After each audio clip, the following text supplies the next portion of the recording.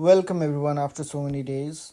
And today we have a topic which is called the business cycle. So, the concept of business cycle we're going to discuss today.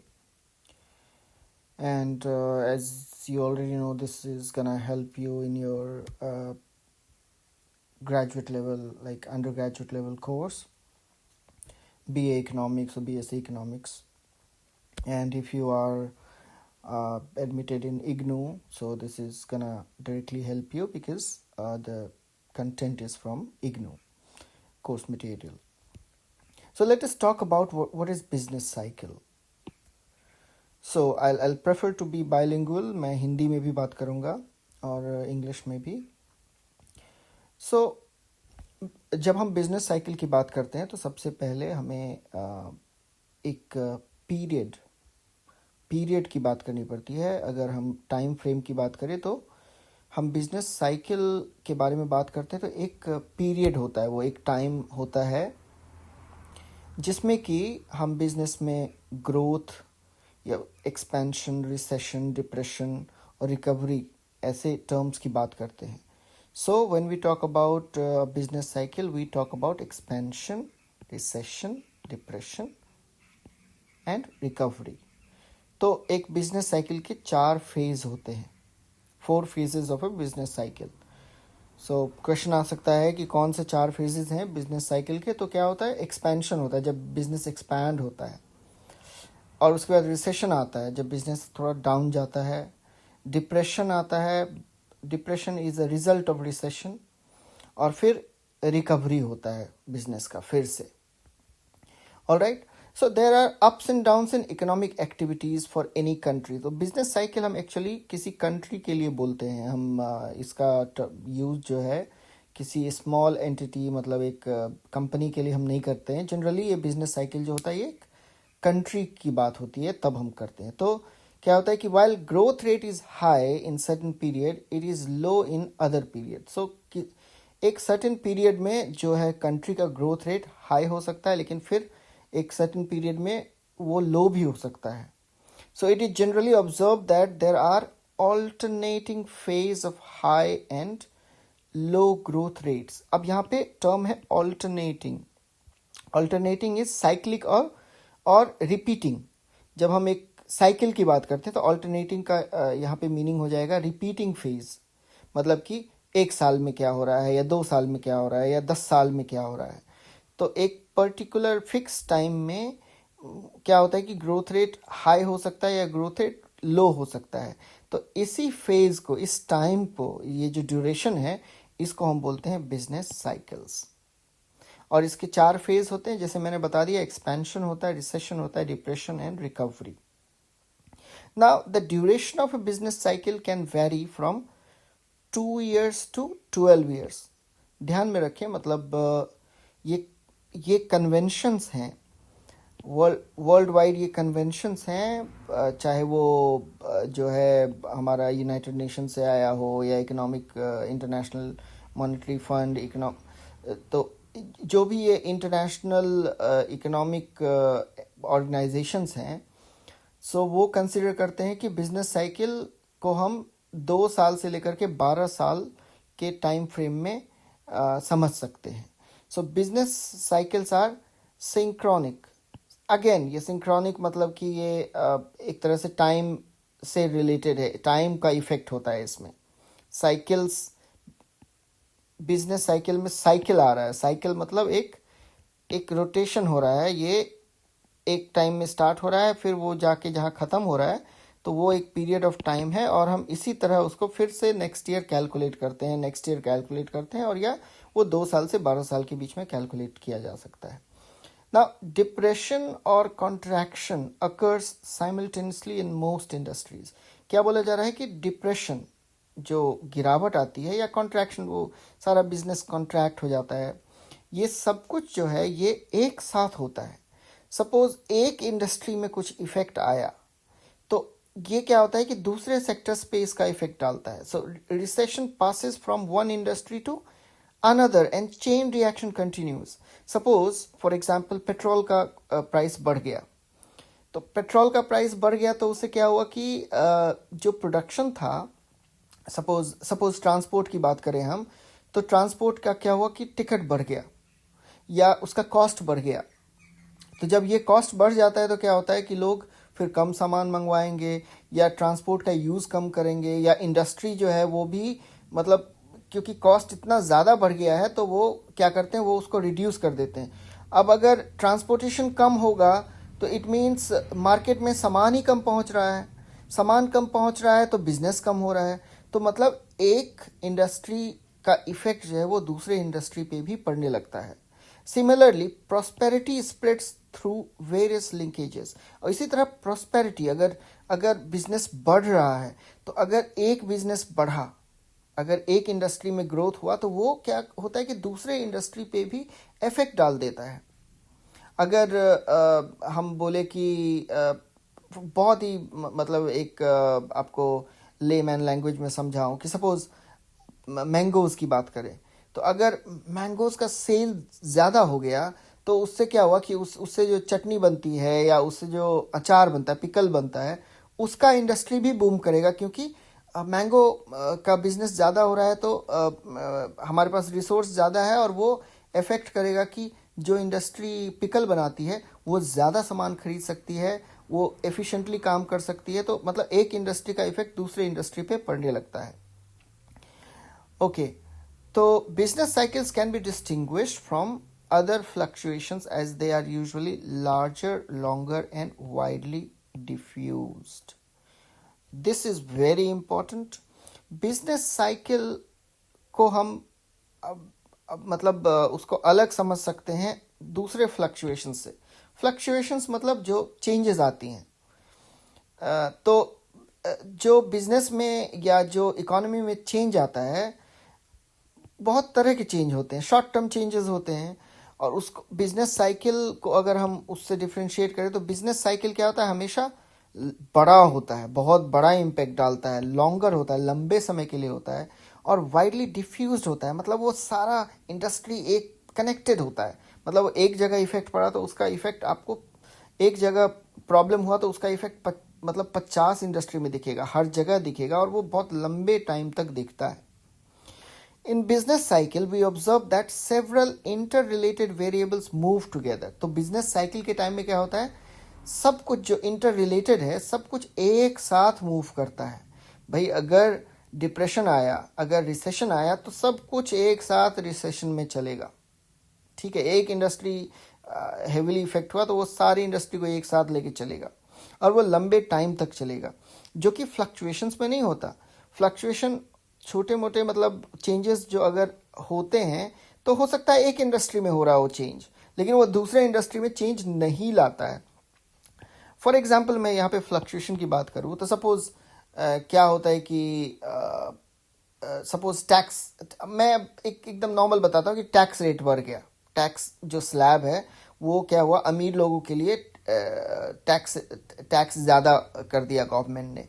अब अमीर लोगों के लिए tax ज़्यादा कर दिया, रिच पीपल के लिए, तो क्या हुआ कि वो क्या है कि बहुत एक्सपेंसिव कार नहीं खरीद रहे हैं। तो बहुत एक्सपेंसिव कार नहीं खरीद रहे हैं वो, तो इससे क्या होगा कि एक लग्जरी जो ब्रांड्स हैं उस इंडस्ट्री को झटका लगेगा। उससे क्या होगा कि नॉर्मल जो जहाँ पे छोटे इंडस्ट्री हैं या जो रोज़मर्रा की चीज़ें हैं उसमें इफ़ेक्ट नहीं आती।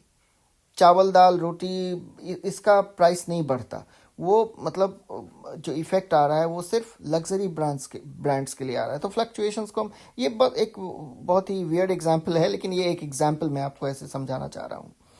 ओके, सो क्या होता है कि फ्लक्चुएशंस क्या बोला जा रहा है कि फ्लक्चुएशंस अगर simultaneously in levels of output as well as employment, investments, consumption, rate of interest, price level.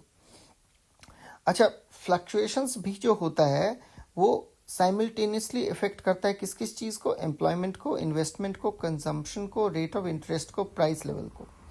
The immediate impact of recession और expansion is on the inventories of goods. Point to be noted, जब recession recession और expansion ये ऐसा कुछ होता है तो inventories of goods पे डायरेक्ट इफेक्ट होता है। इन्वेंट्री मतलब कितना स्टॉक है हमारे पास। तो क्या होता है कि रिसेशन जब होता है, recession sets in, inventories starts accumulating. Inventories जो है, स्टॉक हमारा बढ़ता जाता है। मतलब सामान, रिसेशन का मतलब क्या हुआ कि लोग खर्चा नहीं कर रहे हैं पैसा। सो जो प्रोडक्शन हो रहा था पहले से, वो एक तरह से कंपाइल हो रहा है, मतलब लोग खरीद ही नहीं रहे। तो इंडस्ट्री ने बनाया प्रोडक्ट, लेकिन उसको खरीदने वाला कोई नहीं है।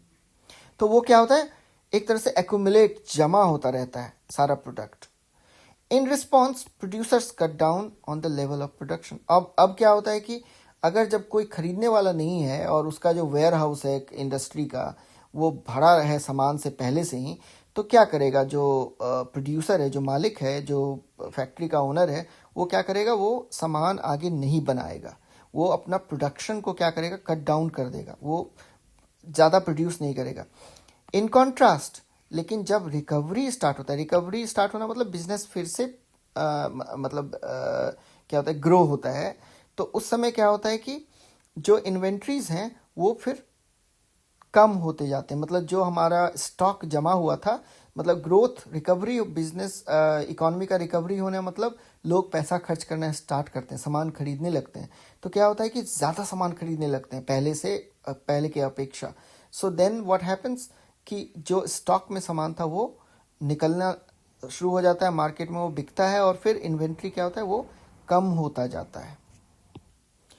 और फिर क्या होता है कि जो बिजनेस हाउसेज हैं, बिजनेस हाउसेज वो ज़्यादा ऑर्डर प्लेस करते हैं गुड्स को, प्रोडक्शन को बूस्ट करने के लिए। वो हो सकता है नया टेक्नोलॉजी भी लगाएं, क्योंकि भाई ज़्यादा डिमांड हो गया मार्केट में, तो they just boost their production. ठीक है, और इन्वेस्टमेंट भी इससे आगे बढ़ता है, क्योंकि भाई प्रोडक्शन के लिए जो हमें प्रोड्यूस करने के लिए क्या क्या चाहिए, हमें इन्वेस्टमेंट भी चाहिए, हमें रॉ मटेरियल चाहिए। ठीक है, तो इन्वेस्टमेंट भी बढ़ता है। फिर business cycle is international in character. Business cycle एक तरह का इंटरनेशनल होता है कैरेक्टर में। अगर एक कंट्री में स्टार्ट हुआ बिजनेस साइकिल, तो वो दूसरे कंट्री में भी इफेक्ट डालेगा। कॉन्टेजियस होता है ये एक तरह से, कॉन्टेजियन इफेक्ट मतलब संक्रमित। मतलब भाई एक को भी ये बीमारी लगी तो वो पूरा स्प्रेड हो जाएगा पूरे वर्ल्ड वाइड। आई थिंक पूरे वर्ल्ड वाइड आज के डेट में नहीं हो रहा, लेकिन फिर भी ये बहुत ज़्यादा रीच होता है इसका। सपोज, क्योंकि हम इतने ग्लोबलाइज्ड हैं, इतने इंटरलिंक्ड हैं दूसरे कंट्रीज से, तो यूएस में अगर कुछ प्रॉब्लम हुआ तो भाई उसका इफेक्ट दूसरे कंट्री में होगा, क्योंकि यूएस के साथ बहुत सारे कंट्री बिजनेस कर रहे हैं। तो अगर यूएस में डाउन टर्न आया, इट मीन्स वो डाउन टर्न, उसका इफेक्ट दूसरे मार्केट में, दूसरे कंट्री में भी पड़ेगा। The down slide in financial market, for example in one country, spreads rapidly to other countries as financial markets are linked globally through capital flows. So क्या है, down slide जो है in financial markets, for example in one country spreads rapidly to another countries। एक country में problem हुआ तो rapidly वो globally फैल जाता है, क्योंकि हम एक ग्लोबल मार्केट हैं आज की डेट में। Further, recession is in one country, say in United States, can spread to other countries as the import of the US will decline। तो कितना अच्छा एग्जाम्पल है यहाँ पे कि भाई रिसेशन अगर एक कंट्री में हो, सपोज यूनाइटेड स्टेट में रिसेशन आ गया, लोग पैसे ही नहीं खर्च कर रहे हैं, तो पैसे नहीं खर्च कर रहे हैं तो उसका इम्पैक्ट दूसरे कंट्री में कैसे पड़ेगा कि वहाँ पे लोग इम्पोर्ट करना बंद कर देंगे, दूसरे कंट्री से सामान खरीदना बंद कर देंगे। सपोज इंडिया से कपड़ा जाता है, इंडिया से टेक्नोलॉजी जाता है, तो चलो टेक्नोलॉजी को हम अभी साइड रखते हैं, लेकिन सपोज कपड़ा जाता है, तो कपड़ा is kind of luxury thing, no. So अगर रिसेशन है, लोग के पास पैसे नहीं है, तो पहले वो फोकस क्या करेंगे, खाने पे, घर पे। ठीक है, मकान, रोटी, ये मेन चीज़ है। कपड़े पे भी करते हैं, बट जो लग्जरी आइटम्स है, बाहर विदेशों से कपड़ा मंगाना, मतलब इंडियन कॉटन अच्छा होता है, लिनन अच्छा होता है, तो वो क्या करेंगे, उस पर कम खर्च करेंगे। इट मीन्स एक कंट्री में रिसेशन आया तो उसका इफेक्ट दूसरे कंट्री में पड़ा, क्योंकि यहाँ का क्या होगा, टेक्सटाइल इंडस्ट्री ठप पड़ जाएगा। Countries which are major exporters to US will witness a decline in export and many witness recession। So countries जो कि एक्सपोर्टर हैं यूएस के लिए, वो डायरेक्टली इम्पैक्ट हो जाएंगे, उनका जो पूरा पूरा एक्सपोर्ट बिजनेस है वो डिक्लाइन हो जाएगा। The adverse impact of great depression, great depression 1929 से 34 में आया था, ये एक डॉक्यूमेंटेशन है।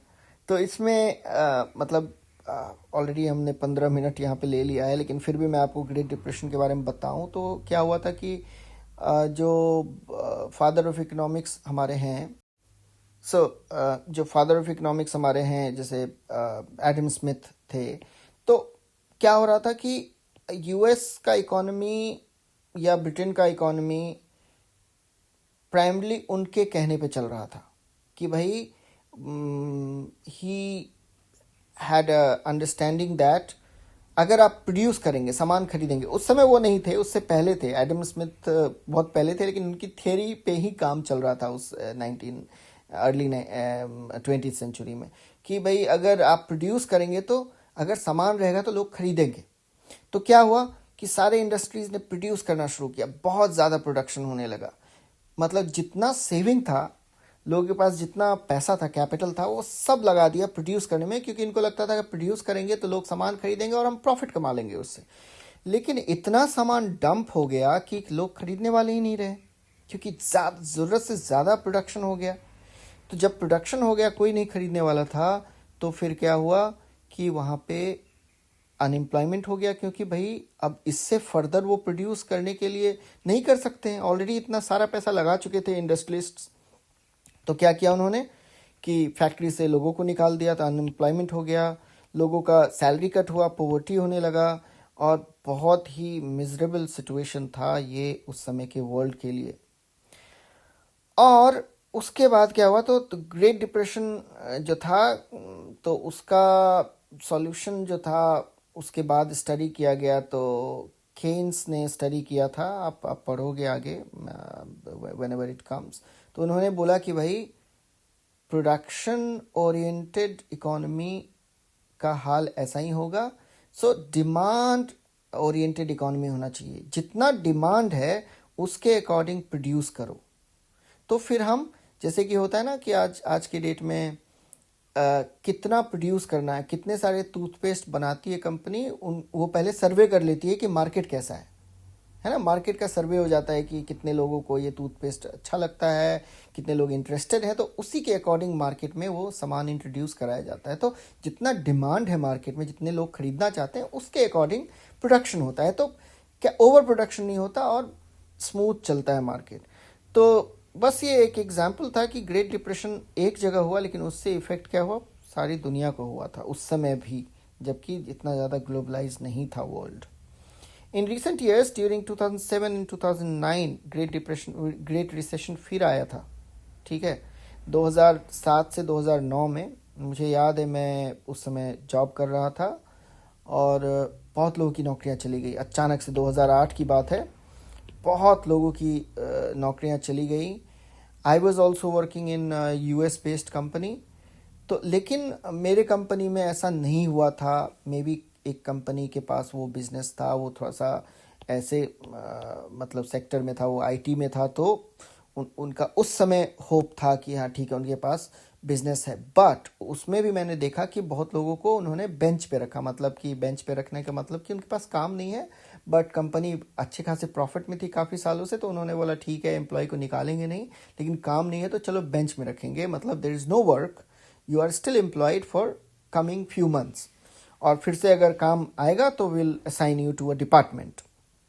तो 2007-9 में यही हुआ था, और ये इसका रीज़न कुछ अलग था, which we will talk later. But this is all about business cycle, और इसमें आपने बहुत सारी अलग अलग चीज़ों को भी जाना। Hope you like this small video on business cycle. So will meet next time. Thank you.